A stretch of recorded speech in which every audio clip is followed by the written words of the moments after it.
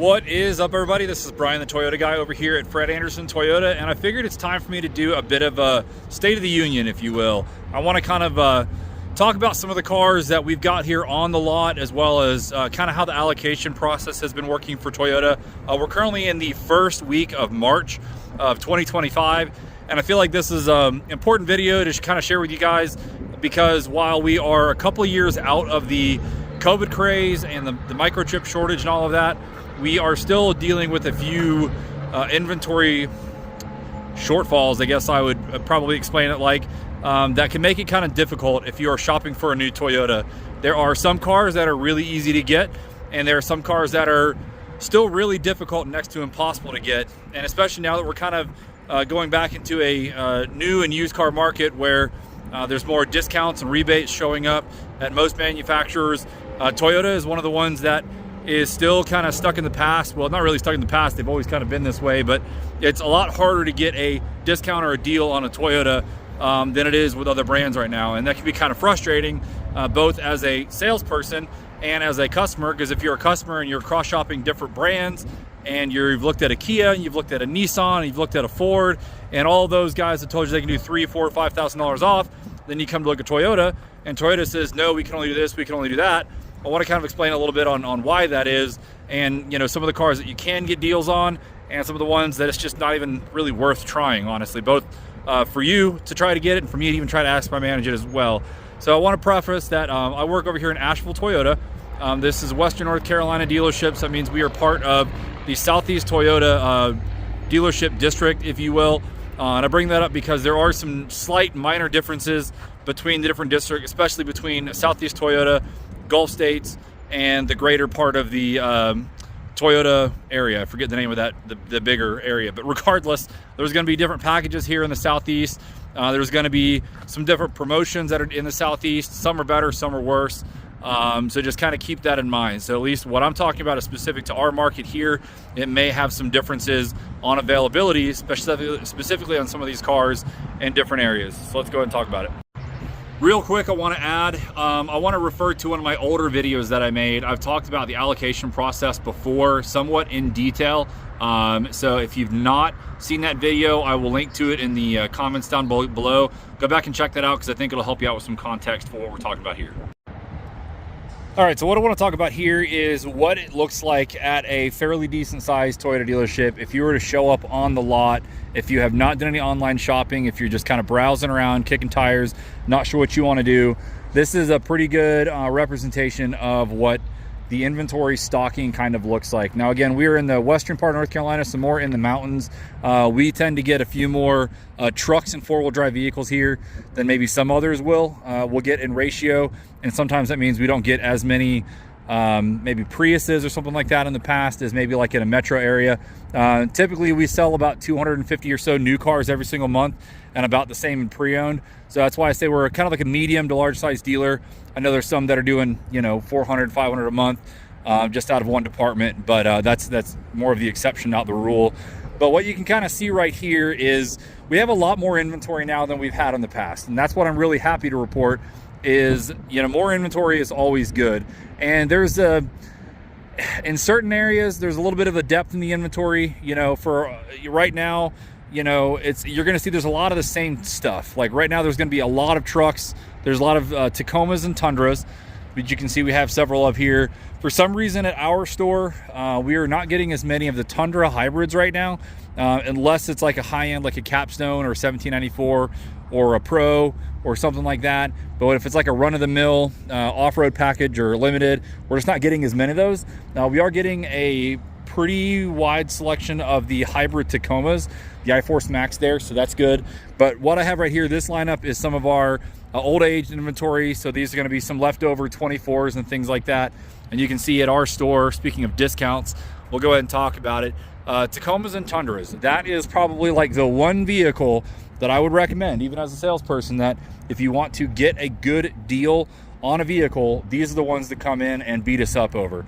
Especially if it's a leftover 24, you can take advantage of some programs that are out there from Toyota. They've got some good APRs for these. You can get 1.9 for 36 months on the 24s. I think it's the hybrids and the gas. And again, we're at least talking about March and at least talking about Southeast Toyota. I know it's different in some markets, but this is one thing that we've got a lot of, and I'll show you more of these here in just a little bit. When it comes to like the cars, Camrys, Corollas, Priuses, Corolla hatchbacks, and Crowns, the Crown Signia and the regular Crown, that's kind of what you're going to be looking for here. Now, Corolla hatchbacks, for whatever reason, minus the GR Corolla, Corolla hatchbacks is not a car that Toyota is making a ton of. We happen to have one right now. I'm happy to see it, and for some reason they just don't sell that well. I don't know why. I think it's a great car. If I'm buying a Corolla, I would much rather have a Corolla hatchback than a Corolla sedan. I just like the hatchback functionality. But Camrys, that is another car that you can actually get a pretty decent selection of. Now, the hard part is with the Camrys, with these Camrys, you're not going to have as much selection when it comes to differences in colors. You can kind of see with our parking lot here, Toyota by and large is committed to like 4 main colors. You've got white, black, silver, gray, and occasionally you get like the red, the Barcelona red, or the Supersonic red, or anything like that. But if you're looking for the sea glass or any of those kind of specialty colors, you're not going to see that on the lot. Those are pretty much all scooped up in advance, and that's kind of like a 1 in 20, 1 in 40 type of availability. But if you like white, black, gray, or silver, which is honestly what most people are asking for, you can see you've got it. We've got XLEs. We're going to have a ton of SEs. That seems to be the one trim model that Toyota is pumping out left and right. Those are the ones that are kind of the mid-spec here with the black wheels, and I like these.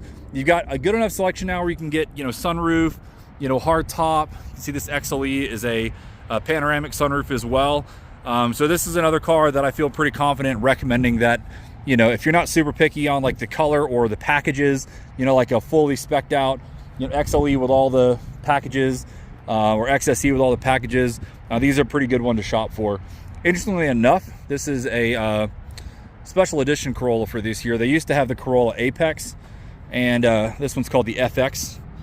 It's really the same thing, just different wheels, but it's kind of like a sport Corolla. I think it's supposed to have some different suspension, different wheels, and slightly different styling. It's in the underground color, so pretty cool looking thing. Not a manual. But now let's go ahead and talk about the Crowns. So this is an interesting car for Toyota. They are not making a ton of them, and they don't have any intentions to make a ton of them. They are starting to be a little bit more readily available now, especially the Crown Signias. But still, at least at our store, we're only getting about 3 to 4 of each of these every single month. And these are getting harder and harder to get with the iForce Max. So if you're okay with just a regular hybrid, then perfect, you're good to go here. But if you're trying to get the turbocharged 4-cylinder with the hybrid system that gets, you know, the 400 horsepower, give or take, those are a little tougher to get. But these are great. These are kind of where the price where the Avalons used to be, at least in the lineup of things. So it's meant to be a more upscale sedan, or in the Crown Signia's case, meant to be more of like a CUV or SUV. Although if you've seen my previous videos, it really is a station wagon. Honestly, it's an estate. I think they look great. These cars, if you don't have to have a full-on SUV, especially like a Highlander, and we'll talk about those here in a minute, a Highlander, a RAV4, something like that. If you want all-wheel drive, if you want the hybrid system, that is all standard here, and these are fantastically, like, awesome cars to drive. The fuel economy is good, the functionality is good, the luxury features are good, they drive really nicely. None of them are going to be sporty or anything, but I think they look great, they drive great, they're comfortable. It's just very unique. They're very Japanese, very Lexus feeling when it comes to that. And these are, there's enough of them out here, you can usually try to get some deals on these, but don't expect like, you know, a big 20% off rebate or something like these. None of these typically ever have any like special financing, really, especially the Crown Signia, which I think is the one that's selling a little bit better. This is just too new of a car that Toyota is just not going to give any kind of discounts from them when it comes to, you know, crazy good APRs or rebates, things like that.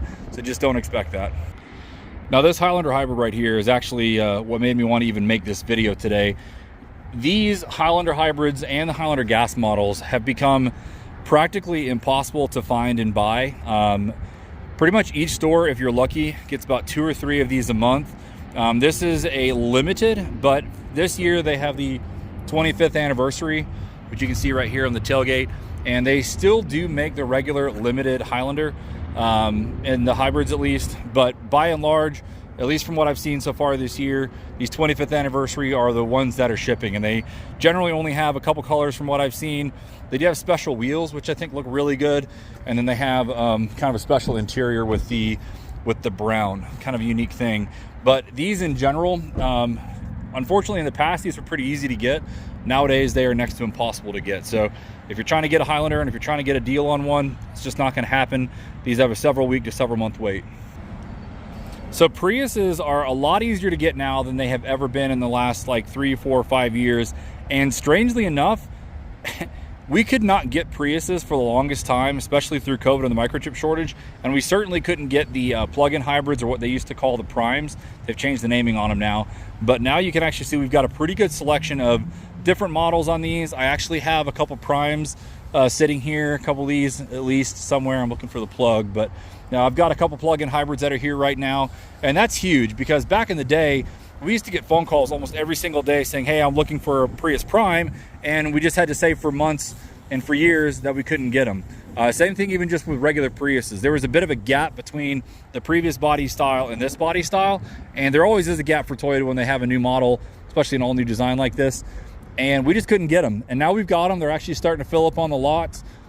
These are kind of up there with like the Corollas and Camrys as far as how easy they are to get now, and I highly recommend them. These cars are great. They are very different from the old ones. If you're not a Prius fan, I think these cars are bringing in a lot more not Prius buyers, just because of the styling, the interior. They've got more power while still keeping the 50 plus miles per gallon and the whole plug-in variety. So really fantastic vehicle, a lot easier to get now than it's ever been in the past. All right, so now let's talk a little bit more about the SUVs from Toyota. So we'll talk about the Corolla Cross. These have been harder to get for a long time, especially the hybrids. And at least as of right now, the fact that we'd have 4 or 5 here sitting on the lot is actually probably the best selection that I've seen in a long time, at least on ground. These aren't too hard to get when they're in transit, unless it's like a specialty like an XSE model, you know, with sunroof and, you know, kind of the higher end features there. But these are great, especially if you're trying to get something that's a little bit less expensive than a RAV4, but still want to have good fuel efficiency and good features. You can see we've got a couple hybrids right now. You can really kind of tell the front end is really the dead giveaway on what's a hybrid. So this silver one here on the left that has the more traditional shaped grille is the gas model.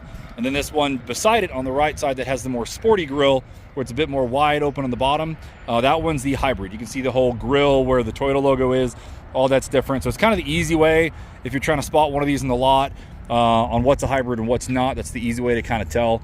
For whatever reason, Toyota's decided that the hybrids are going to get all the little sport trims like the S, SE, XSE, things like that, versus the LE, XLE, and the base model L for the regular Corolla Cross. But these are pretty easy to get nowadays. You can just see there's just not a ton of selection when it comes to the colors.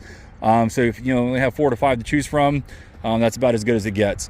Now RAV4s, specifically the gas models, these are pretty good. You can get them in all-wheel drive, you can get them in front-wheel drive for markets that don't have to have the all-wheel drive. The only thing that I will say is gas models for the Limiteds. Now that one's an XLE Premium, but the Limited model, for whatever reason in Toyota land, for Southeast Toyota, just doesn't exist. I think when I was looking for an all-wheel drive gas model Limited, there was like one in the entire Southeast. So kind of a terrible selection there. They've really doubled down on the XLE Premiums, which you can see we have a bunch of here. And honestly, I think that trim model is selling more anyway. It's got almost all the same features as a Limited, and it's at a slightly better price point. But you can see XLEs, so these with the regular 5-spoke wheels, the cloth interior, and XLE Premiums, that's going to be the ones that you're going to really see more than anything. Hybrids can still be a little bit tricky to get with these. We don't get as many hybrids through the system that show up to the store available. Most of the hybrids are still selling in transit, especially if you're looking for something more hard to get like the XSE, the Limited, specialty colors like Cavalry Blue or things like that. Those you're almost always going to have to pick up in transit before it shows up at the store. But at least for the gas model RAV4s, and for a long time, especially through the thick of the COVID craziness, you know, we were only getting 5 or 10 hybrid RAV4s every single month, and now we're probably getting like 30 to 40 or so on a monthly basis. So much better selection there, but still not a ton of inventory. So still nice to see for that. All right, let's talk quickly about the BZ4X. I really owe you guys a whole separate video on these, especially with the changes for 2025. But these are really interesting. It's not really the greatest electric car that's out there in the market. Now the 2025s, they've adjusted pricing down about $6,000, where I think it makes a lot more sense. But if you want a Toyota, kind of a funky electric car that has an average range for an above average price, then the BZ4X is for you. Unfortunately, it's our worst car on the lot. They sit around, they don't do well, they get traded back in pretty often. But I mean, what can you expect? Toyota's just not committed to this. All right, last two things I want to talk about with the SUVs are Land Cruisers and Sequoias. So we'll go ahead and tell you, if you've noticed, we don't have a single Sequoia around, and that's pretty much how it's been. And as far as I can tell, for the next foreseeable future, that is how it's going to stay. Sequoias, we only get maybe 3 or 4 a month. A lot of times they're the higher trim ones. It's rare to get the SR5s. You know, the ones that are in the, you know, $70,000 range, they're almost always the Pro or 1794 or a Capstone, and there's just nothing we can do about that. Also, if you're looking for a deal on a Sequoia, good luck. It's just not going to happen, especially if it's a Pro. If you can buy one at MSRP, if it's a Sequoia or even a Sienna, then I'd say that's a good deal. And honestly, I'll go ahead and mention Siennas right now. You can tell we don't have Siennas either. That's still a car that we have some better availability of now, but you're not going to be able to just roll up on the lot and drive one of those home, especially if you've got color preferences. Now, Land Cruisers here, I think we are better than some stores as far as the options that we have here. Now, you can tell all of the Land Cruisers that we have here on ground are the 1958. So that's like the more base model one. Now, at least at our store, we are doing some stuff to try to get creative with these vehicles where Toyota has left us hanging. So not everybody likes the fact that these cars are as expensive as they are and don't offer leather interior. So as you can see, I don't know if I can get a good, oh, perfect. We are partnering up with a local company that is giving us some kit options where we can change out the interior, the cloth interior for the cat skin leather. And it's a really fantastic, it's a good, nice leather kit. They can even go so far to do the center console here. If you want to pay, you can see you can do the doors here as well, so everything really matches. So it's been a pretty popular way to kind of close the gap between the regular Land Cruiser and the 1955. And you can see here, for us to add the leather and everything there, it's going to be about $4 grand. But again, it's the whole entire interior. It's done really nicely. It's a whole entire kit. So kind of an interesting way to get around that. You know, these round headlight ones are going to be the ones that are easier to find. The square headlight ones, the higher end ones, especially with the premium package, very rare to see sitting on the lot. Of course, first editions are already done, so you really just have these two options now for the Land Cruisers. Again, we've got good options here. Ours look pretty good as well. Almost all of ours, we will put the all-terrain tires on from the port instead of the more standard kind of highway cut tires. Still a great vehicle. Honestly, I've been selling these Land Cruisers left and right to people that are kind of waiting on the 4Runners. And I think for the money, it's a little bit more than a 4Runner, but it's absolutely worth it. Now let's go ahead and just dive right back into the Tacomas and Tundras. So again, that is the one thing that for whatever reason, Toyota just cannot seem to stop making. They are shoveling to us Tacomas and Tundras left and right. It is a bit insane. And I know there's some drama going on with the Tundras and the recalls. I know there was like a couple issues that the Tacomas had right out of the gate, but honestly, Tacomas have been fine. They've been great. Tundras, honestly, especially since the recall, they've been fine as well. These 24s and 25s, it's extremely rare that I ever see these getting torn apart in the shop. And if you're somebody who's wanting to, you know, gripe about Toyota and their quality with their recalls and everything now, you at least know that Toyota is the kind of company that if there's an issue, they will actually go out there, admit it, and fix it. I mean, look at Chevy and Ram and even Ford that have had historic and systemic problems with some of their trucks, and they refuse to admit to the public what's going on, and they will fight you tooth and nail on a warranty claim. Toyota just says, hey, if you bought a car during this time frame and it has this engine, we are going to cover you for a new engine, you know, regardless. They're not arguing about it. They're just doing it. They're just fixing it. Now let's talk about the Tacomas as far as that goes too. All right, Tacomas. So right now in March of 2025, this little area for us down here are all of our, what I consider the quarantined Tacomas. These are the ones that are on a stop sale. I'm sure you've heard about it. Big recall for the Tacomas. It's causing a bunch of us to not be able to sell some of these. And it's mostly affecting your SR5s and a handful of your TRD off-roads. I don't think I've seen really any of the TRD Sports down here, and it has something to do with the wheel size. So basically what's going on with this recall is, I don't know if it's the front brakes, the rear brakes, but they're saying that in an extreme instance with the smaller wheels and tires on these, I guess you can get a bunch of mud caked up between the brake lines back behind here and the wheel, and you can kind of see it's a tight tolerance between there, and all that mud gets caked up in there and can potentially corrode and erode the brake lines, and obviously in an extreme case cause a failure from the rubbing and the rubber failing. So, you know, again, I'll get back to it. Toyota is the one brand that's going to figure out that if there's an issue or somebody does some extreme off-roading or extreme mudding with their truck and it causes a potential failure with the brake lines, and I don't think that anybody's going to have a failure this early on in their ownership, but if they're noticing there could be an issue down the line and they're admitting it and they're fixing it, again, that's a brand I can stand behind as a consumer and as a salesperson. So if people are wanting to get online and trash Toyota because they're saying, oh, they're having all these problems, no, they're just actually admitting that nothing's perfect and they're getting things, you know, fixed at no cost to the customers. Regardless if you're ever going to, you know, really sink this thing in the mud and never have the issue, now you don't even have to worry about it. So if you're looking for an SR5 or some TRD off-roads, those are going to be tough to get right now because you can see just how many of these are affected by the stop sale. One quick note about the Tacomas that I'm happy to report is it is now pretty easy to get the hybrid models as well as the gas models. So, you know, in the non-pros, I mean. So if you are kind of shopping between the two different powertrains, that's one thing that I can actually say we've got a pretty decent selection of right now, which wasn't the case initially. And same thing with the different trim options. You can see we've got limiteds, we've got TRD Sports, we've got TRD Off-Roads, and a lot of these even have the premium package. So right now Tacomas is definitely one thing that not only can you get a deal on, you can certainly, you know, pick out the one that you like as long as you're not looking for like a Pro or a Trail Hunter or anything crazy like that. So happy to report, you know, here's even a 6.5 foot bed option with the XP package with the wheels and the step bars and everything. So it's just nice to see options like this where usually the longer beds with the 4 doors are kind of tough to get.